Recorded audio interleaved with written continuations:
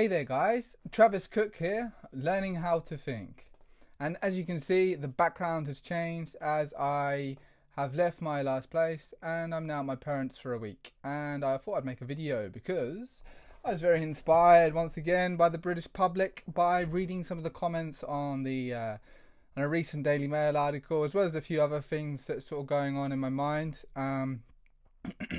So the theme of this talk, I guess, would be, when does it end? When is the end date for all of these COVID measures? As for a lot of them, has there been an end date put on them? Has there been an end date put on the mandate for the public transport mask wearing? Has there been an end date put on the same thing for the supermarkets? I don't hear any of the. Supposedly, the policies are only valid for a month, for a year, sorry, and then they have to be reviewed, or I don't know. I don't know exactly. But a year is a very long time, and who knows what society will be like at that time, especially if people have been conditioned to kind of, this is the new normal. But I think a lot of people are breaking away from this, and a lot of people aren't going to accept this bullshit new normal, and we want to go back. Well, maybe we don't want to go back. We don't want to go back to the way it was. We want it to be better. We want a better world. Now, that's what a lot of people are. Yeah, I think we can all get behind that. So this whole situation with COVID, I think it will in the end, hopefully, if enough people get it together, result in some huge positive changes. Like in a way, it's sort of it's brought the light to the CCP, which I think is really good, because they were just sort of slowly coming under the woodwork, and the globalist agenda was essentially selling off big parts of the West to the Chinese. But thankfully, that seems to be reversing the direction right now. It seems like globalism is going backwards. Less people wanting to do business in China for a million different reasons. So that kind of stuff is very, very positive to see. But still, the speed of which these measures are done away with, and that we improve our life and we actually return to interacting with people, and we fuck off the social distancing and all the masks and all this kind of bullshit. Well, the quicker we get through all of this, the better, I would say. But of course, there's only so much we can do to hurry the process up, because it's like an individual journey, this whole awakening thing. And that's essentially, I guess, why we're in this situation right now, is because people need to wake up. But once they do wake up, they never go back to sleep. So if we can get through this situation and we make it through, and we actually evolve and change and better ourselves as a species after this, then yeah, it could be really great, and people will be awake and they're never going to go back to sleep, and then who knows what kind of society could come to fruition if we really start to remove the roots of corruption and start to have a way more beautiful, efficient, harmonious society. So I'm seeing, I think we're getting to that point. We're getting there. It's still, there's work to be done, definitely.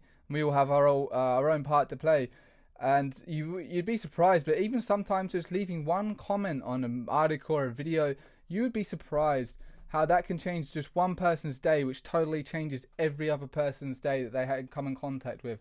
It's I really wish there was some way we could see, but of course we're kind of limited at the moment with our abilities and how we perceive this reality. But if you could see the effects, just even one comment or one kind word or a smile, these little differences are they add up, and they do make a big difference. But of course, it's always better if you have got love on the inside and you're in a good place on the inside, because then you just naturally emanate this vibe, and people pick up on it when they speak to you, even when they pass you in the smaller ways. But then, of course, there's the whole sharing of information, empowering people through knowledge. I really think that's a very crucial part that people can very easily do. I mean, everyone now has some form of a social media that they can share something to, right? And that it builds up, guys. It really is very, very powerful. And so it's so powerful, in fact, that you have, like, for example, the Chinese 50-cent army, which is literally, I don't know, 1 million plus, I don't know how many people that are hired by the CCP to spread propaganda and for censorship. But the funny thing is, they pay people to do that. It's very artificial. It's all done by fear and control, manipulation, to get these people to do that. But then on the other side, how many millions of people are doing this voluntarily, just to wake people up? There's a lot of us right now. there are lots and lots of people who are volunteering to stand up to the plate and share the truth and engage and do the right thing and empower themselves and others by sharing powerful, empowering information. So that can show you just how powerful it is. The fact that the CCP literally hires millions of people to do this, that says that it is powerful, right? And the fact that there's so much censorship right now is because the people who own the big tech platforms and the globalists are fucking scared. They really are losing control and they don't know what else to do other than to try and censor everybody. But that won't work, because I think they have to do it. Be careful as well, because if they just censored everyone at the same time, well, everyone's just going to leave their platforms, right? Nobody's going to work with anyone. So they have to be careful. They can't get rid of too many people too quickly, because then they will all just go somewhere else. But then they can't let this message get out. So they're really in a tough situation, which is great, because these fuckers have had their time. It's time for the golden age to come. It's time for humans to have their time. It's time to have all these medicines that were hidden from us. It's time to have all these technologies and energy systems that were hidden from us. It's time to actually have our inheritance as humans, that we should, like our birthright as a race for all of these thousands of years of human effort, toil and struggle. And we have this huge, incredible, beautiful heritage that has, unfortunately, not been granted to us. We haven't accepted it. I don't know exactly. We were tricked into not accepting it. But thankfully, I think we are waking the fuck up to how we could have such a more better, beautiful, amazing society. And it's truly beautiful to witness. So here are some of the comments that, again, has just generated another wave of inspiration for me, for these beautiful people who I will never meet. But they're very, very good. So this is a recent Dailymail article, just talking about the coronavirus again, basically saying, basically saying how the deaths were falling, and essentially it's just it's basically over. I mean, it's over. But yeah, so there's these comments. So you had is it the highest rated comment? Yeah, the highest rated comment from Rehasher107. And it's got, wow, this is really dangerous. Oh wait, it seems it's not as bad as the flu. Glad we locked down, destroyed our economy and civil liberties over something less dangerous than the flu. But he's got a point. They have a point. And it's got 3,795 upvotes to only 203 downvotes. And when I was reading this article again, I'm noticing the ratio is better. Like, more people have had enough. More people have sawn through the bullshit. Like, if I compare it to like a month ago, my other videos. Again. Then you have one from Sylvia Plath. And it says, it's been the flu all along. The COVID numbers have been totally manipulated from the start. 2,793 upvotes to 250 downvotes. Now that's great, because if it gets into common knowledge that the numbers are false, that's a huge win for the people. I mean, lots of people I speak to are totally up with that, and it's like, well, yeah, of course they've been manipulated. And even certain people, I'm not sure in the UK, but I know in the US, the hospitals were getting paid to treat COVID patients and put them on ventilators and all that sort of stuff. So of course the numbers are going to be false. But I'm not sure about the UK. It wouldn't surprise me if there was a similar motive, or it was just done simply just to get the fear out there. Because you remember how much fear was at the beginning of this? So it's like they traumatized society, rolled out some draconian measures, and now people are starting to calm down. But some of the draconian shit is still here, so we need to just get rid of that. But I don't think, I think we're past the worst of it by far. Like, if it ever was really that bad. So that's great. Okay, so the next one is from The Commentator. The Commentator's writing a comment. Enough is enough. I'm 63, tall, slightly overweight, a retired professional in good health. I would describe myself as incredibly law-abiding. I have a TV license. I never speed. I don't... Well, there's your problem there. You got a TV license. But anyway, I don't drop litter. If I found a fiver in the street, I would hand it in. I probably wouldn't. I am thoroughly sick of this whole virus.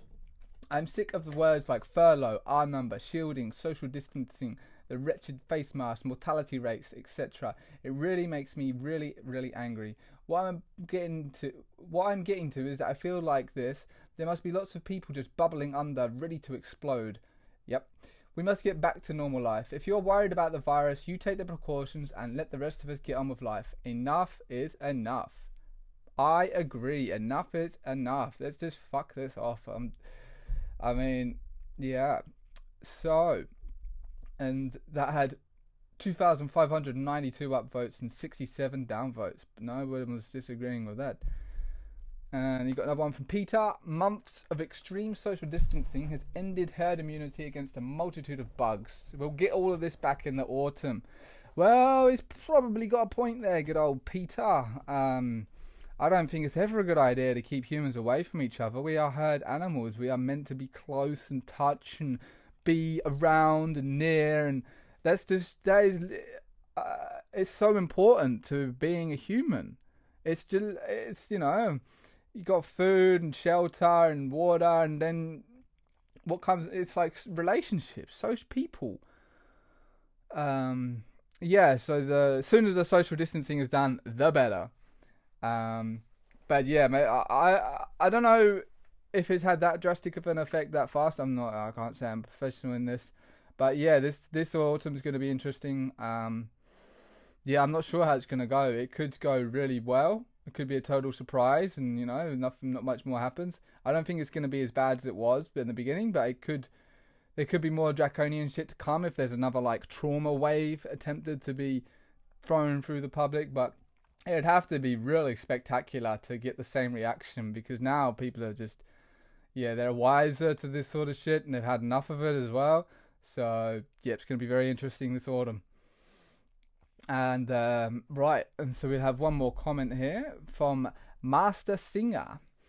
And so why are they making us wear those futile masks? They are more likely to be detrimental than beneficial. I totally agree.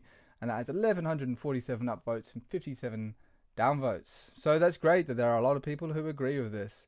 And I still have, I've been I've managed to go in every shop so far I've had a mask, but I have been called up on it twice, and I'm gonna have to get better at being able to calmly defend my position. But yeah, so I've been in loads of shops, no problem apart from those two. But then I still was able to do my shopping, and when I explained my situation, okay, there's the first time I think I did it better than the second time. The second time it really, I could have done better. But when I explained my situation, and I'm like, actually no, I know my body, I know these things aren't actually that good. Even the gut, I detest what the government has done, as a response to this virus. But even in their own guidelines, they say you don't have to wear the mask. Nobody should actually push you to reveal why. Like if you don't want to wear the mask, if it causes you severe distress, then you are technically exempt. And nobody should push you to you don't even have to provide evidence of your medical reason for being exempt. So to be grounded in your knowledge can be very useful, because a lot of people are just parroting what the media says, and they haven't actually looked into this very much. So when you can actually hit them with facts, that can be very it can neutralize the situation, because it can be very incredibly aggressive when people start to try. It's like it's literally Agent Smith syndrome in full force. Like I don't think the managers would have told people to enforce the mask mandate, because then otherwise all of the employees in the shop would be doing it, right?